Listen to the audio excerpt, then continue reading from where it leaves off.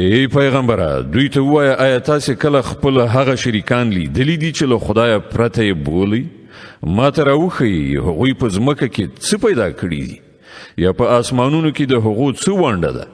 که دوی ځواب نشي ویلی نو له دوی نه پوښتنه وکړه آیا موږ دوی ته کوم لیک ورکړی دی چې د هغه پر اساس دوی د خپل شرک لپاره کوم څرګند سند وښیي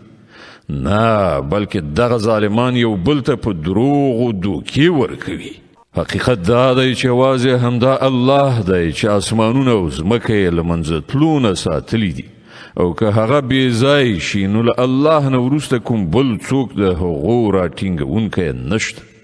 بېشکه الله ډېر زغمونکی او بخښونکی دی دوی د کلکو کلکو قسمونو په خوړلو سره وایي چې که دوی ته کوم ویرونکی راغلی وای نو دوی به د نړۍ له بل هر قوم نه زیات پر سمه لاره وو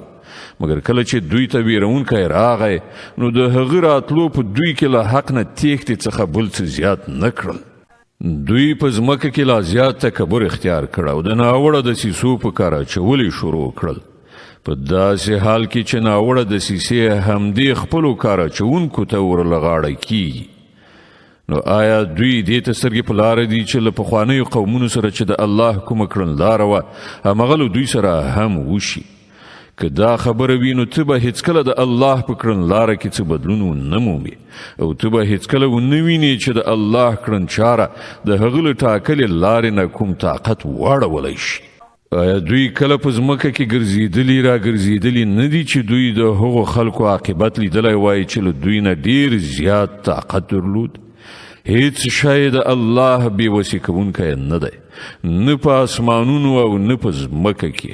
هغه په هر څه باندې پوهیږي او په هر څه باندې قدرت لري که چیرته الله تعالی خلق د هغو په کړنچارو باندې نیولی نو د ځمکې پر مخ به یې هیڅ ساکښ ژوندی نه وای پریښی خو هغه جل علا شانه دوی ته تر یوې ټاکلې نیټې پورې مهلت ورکوي